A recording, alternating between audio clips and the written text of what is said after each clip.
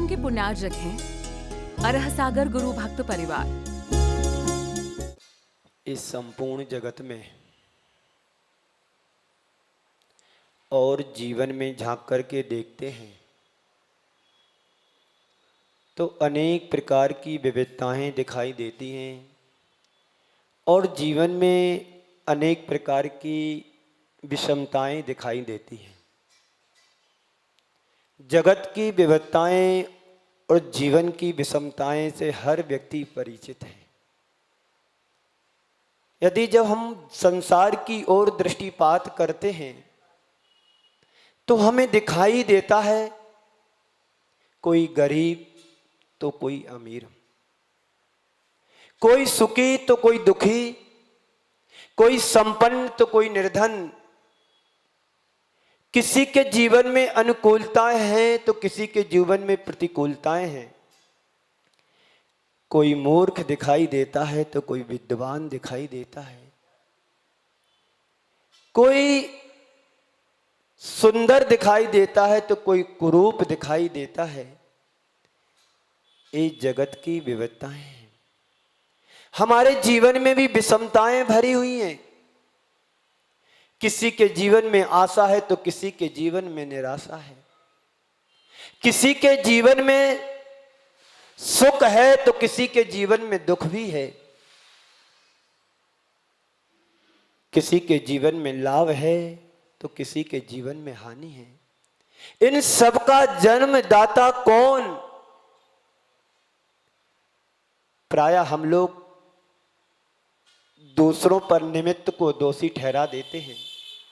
संत कहते हैं तुम निमित्त से बच नहीं सकते हो, निमित्त को तुम रोक नहीं सकते हो, पर निमित्त से बचने का प्रयत्न और पुरुषार्थ तो कर सकते हैं। यदि हमारे जीवन में कोई यदि घटना घटती है तो उस घटना को घटाने वाला तत्व कौन सा है? कभी विचार किया? थोड़ी सी प्रतिकूलता आती, थोड़ा सा निमित्त प्रबल होता है तो हम डायरेक्ट उसी के ऊपर अटैक करते हैं जिसके माध्यम से हमारे जीवन में दुख आया है या प्रतिकूलता जुड़ी है। संसार में दो तरह के प्राणी होते हैं, एक होता है कुत्ता और एक होता है शेर। दोनों प्राणी अपने जगत में स्वतंत्र हैं, दोनों की प्रवृत्ति और प्रकृति में अंतर है। सिंह को भी आप पहचानते हैं, देखते हैं, जानते सुनते भी हैं उसके बारे में, और एक कुत्ते के बारे में भी आप परिचित हैं। अब सिंह तो बचे नहीं, कुत्ता ही बचे हैं तो घर घर आ गए। दोनों की प्रवृत्ति और प्रकृति में बड़ा भारी अंतर है। बात यह है, यदि कुत्ते को कोई पत्थर मारता है, फेंक करके मारता है कुत्ते के लिए, तो किसको कुत्ता अटैक करता है? मारने वाले के ऊपर कि जो मारा जा रहा है उसके लिए। बोलिए, सब परिचित हैं? बोलो जी। कुत्ते को कोई यदि बच्चा पत्थर फेंक करके मारता है तो कुत्ता पत्थर को पकड़ता है कि मारने वाले को पकड़ता है, कि जो मारा जा रहा उसको पकड़ता है? पत्थर को पकड़ता है। कोई कह रहे हैं मारने वाले को पकड़ता, अभी सुनिएगा। यही तो अज्ञानता हमारे जीवन में है। हम निमित्त पर टूट पड़ते हैं और निमित्त के कारण को नहीं जान पाते। संत कहते हैं निमित्त के कारण को समझो। बिना कारण के कार्य संपादित नहीं होता है। जगत की जो विविधताएं हमें दिखाई दे रही हैं, प्रकृति की जो रोल हमें दिखाई दे रहे हैं, आज हमारे जगत में बारिश क्यों नहीं हो रही है? पूरा का पूरा आषाढ़ का महीना चला गया, 2 सावन में से एक सावन के लगभग 20 से 21 दिन हो गए, लेकिन बारिश नहीं हो रही है। ये जगत की विविधता है। प्रकृति के नियम को जो छेड़ता है तो प्रकृति उसको फिर छोड़ती नहीं है। तो मैं बात कर रहा था शेर और कुत्ते के जीवन के बारे में। हम छोटे छोटे चीजों को निमित्त बना लेते हैं। नजरअंदाज नहीं करने के कारण हमारे जीवन में बहुत बड़े बड़े बवाल खड़े हो जाते हैं। उनसे फिर हमको सामना करना पड़ता है। सामना तो जो होगा सो होगा, लेकिन उस निमित्त से कर्म भी बहुत बड़े बड़े हमारे जीवन यानी आत्मा से चिपक जाते हैं। निधत्ति निकाचित जैसे कर्मों का हम आश्रय कर लेते हैं। फिर जैसा कर्म बंधेगा वैसा फल भोगना पड़ेगा। ना भुक्तम क्षीयते कर्मा, कर्म बिना फल दिए भोगा नहीं जा सकता है। कर्म बांधा है तो कर्म फल दे करके भी जाएगा। ना भुक्तम क्षीयते कर्मा, बिना क्षय को प्राप्त हुए कर्म फल नहीं दे सकता है। फल देगा तो कर्म की निजरा होगी, फल दे करके जाएगा। वह फल कर्म के रूप में कैसे देता है? किसी को सुख मिल रहा है, यहीं पर किसी को दुख मिल रहा है, यहीं पर किसी को संपन्नता मिल रही है, यहीं पर किसी को विपन्नता मिल रही है, यहीं पर किसी को लाभ हो रहा है, यहीं पर किसी को हानि हो रही है। किसी को सुंदर रूप मिला है, किसी को कुरूप मिला है, कोई विकलांग हुआ है, कोई सकलांग हुआ है। ये क्या है? कोई मोटा है, कोई पतला है, कोई एक आंख से काना है, किसी की दोनों आंखें सही हैं, किसी को दोनों आंखों से नहीं दिख रहा। सूरदास जी जन्म से लिए ये क्या है? विचार करो। ये कर्म किसका? किसका कर्म? बोलो जी। स्वयं का कर्म। सामायिक पाठ में कहा गया है, स्वयं किए जो कर्म शुभाशुभ, स्वयं किए जो कर्म शुभाशुभ, फल निश्चय ही वे देते, करे आप फल देह अन्न तो स्वयं किए निष्फल होते। आप लोग बड़े होशियार हैं। कर्म स्वयं करता, फल दूसरे को भोगने के ऊपर टाल देता है। इसको मिलना चाहिए दुख।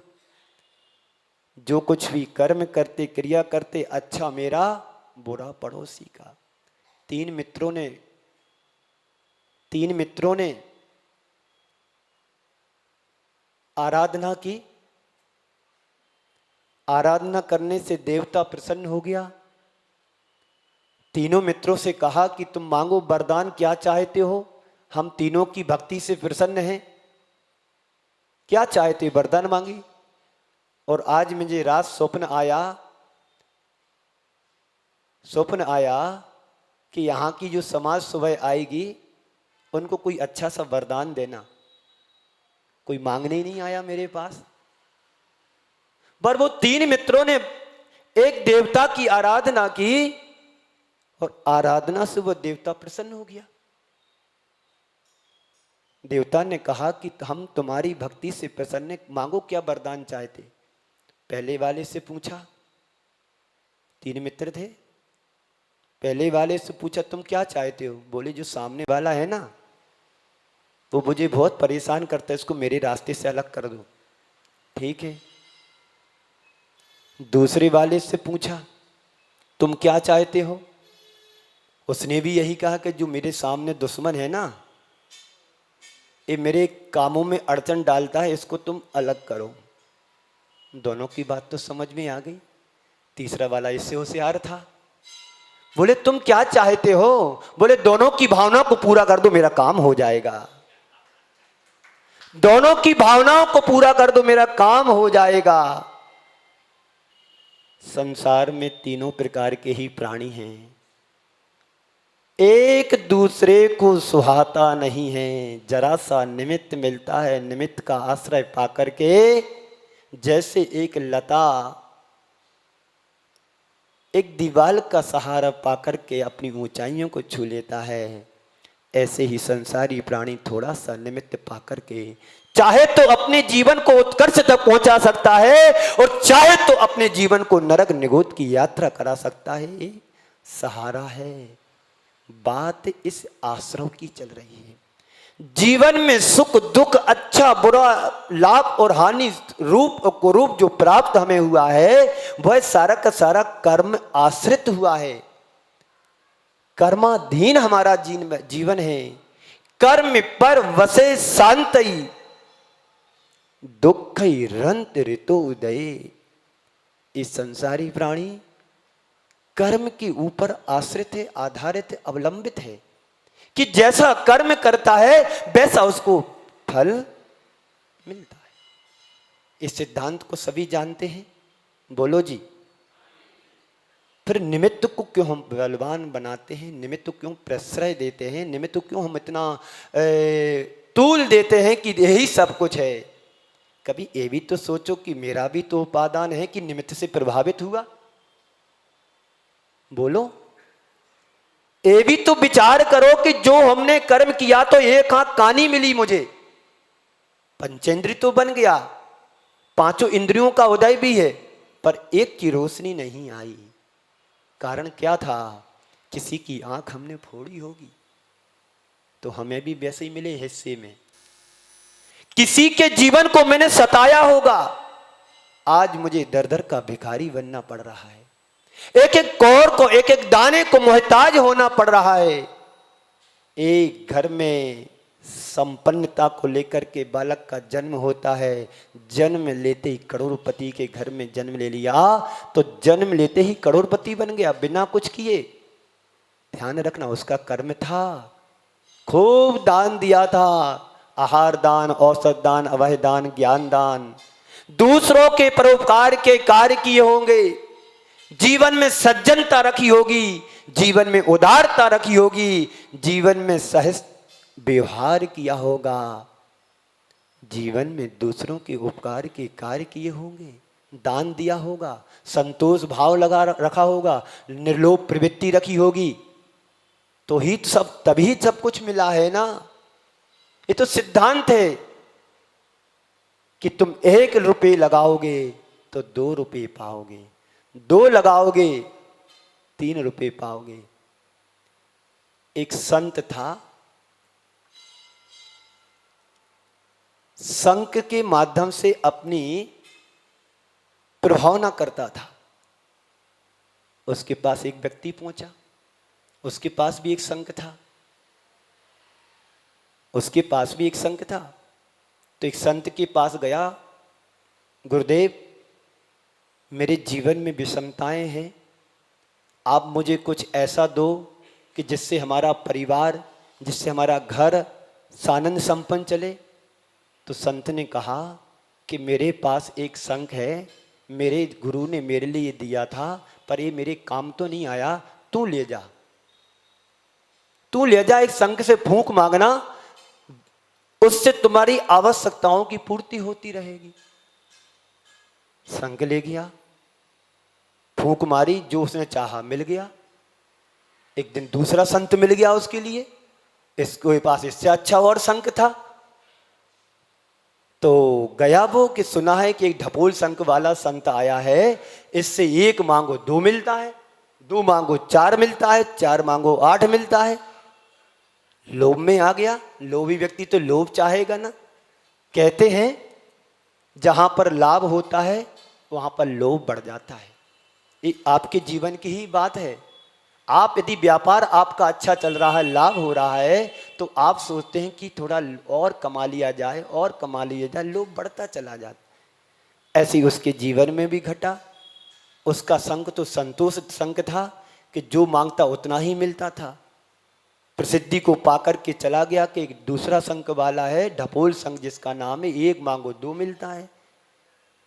गया अपना संग लेकर के, बाबू गुरुदेव मेरे पास तो संग है जो वो ठीक है, लेकिन मेरे पास एक अच्छा संग है, 1 मांगो 2 मिलता है, 2 मांगो 4 मिलता है, 4 मांगो 8 मिलता है, इसको आप ले जाओ, तुम्हारा काम हो जाएगा, आपका हमें अपना दे दो।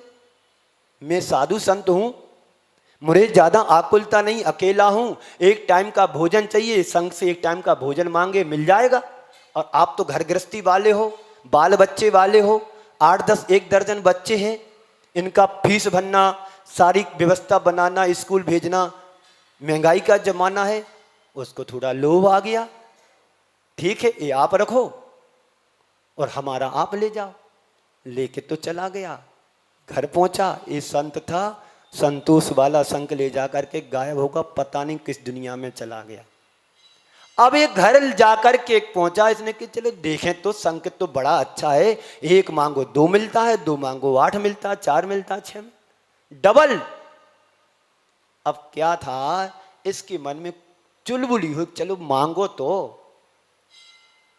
उसने कहा मुझे 100 रुपये दे दो, 200 ले लो। बोले 200 दे दो तो 400 ले लो, तो ये 400 ही दे दो, 800 ले लो, 800 ले लो दे दो भैया, अरे 1600 ले लो। अब उसका दिमाग सन का, ये मांगते हैं देता तो है, कहता है पर देता कुछ नहीं है। मांगते हैं, बोलता है कि 1600 ले लो 800 की जगह, पर देता कुछ नहीं है। संसार में इसी तरह के प्राणी हैं। कैसे प्राणी हैं? लोभ में आकर के अपने जीवन को ही बर्बाद कर देता है। ना कोई संक देता है ना लेता है, हमारी अज्ञानता दिलाती और लेती है।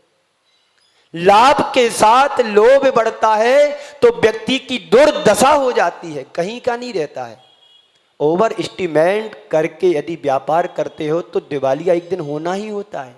बहुत सारे उदाहरण पड़े हमारे देश में, बड़े बड़े उद्योगपतियों के, बड़े बड़े व्यापारियों के। जितनी पैर हो उतनी चादर फैलाना चाहिए, जितनी चादर उतने पैर पसारना चाहिए। बात चल रही थी कुत्ते की, कुत्ता और शेर। जब कुत्ते को कोई व्यक्ति पत्थर मांगता है तो कुत्ता क्या करता है? मारने वाले को नहीं पकड़ता है। किसको पकड़ता है? पत्थर को पकड़ता है, क्योंकि इसने ही मुझे मारा है। और हम लोग क्या करते हैं? हम भी वैसे ही हैं कि निमित्त को पकड़ते हैं कि इस व्यक्ति के द्वारा हमें ये तकलीफ हो रही है। संत कहते हैं निमित्त तो तुम्हारा बना है, पर कर्म कौन सा है ये भी तो सोचो। कर्म मेरा है ना, निमित्त अभी है, हटा दो निमित्त को, हट जाएगा। पर कर्म तुम्हें भोगना पड़ेगा, जो कर्म तुमने बांधा है उसको तो भोगना ही पड़ेगा। इस कार्यक्रम के पुण्यार्चक थे अरह सागर गुरु भक्त परिवार।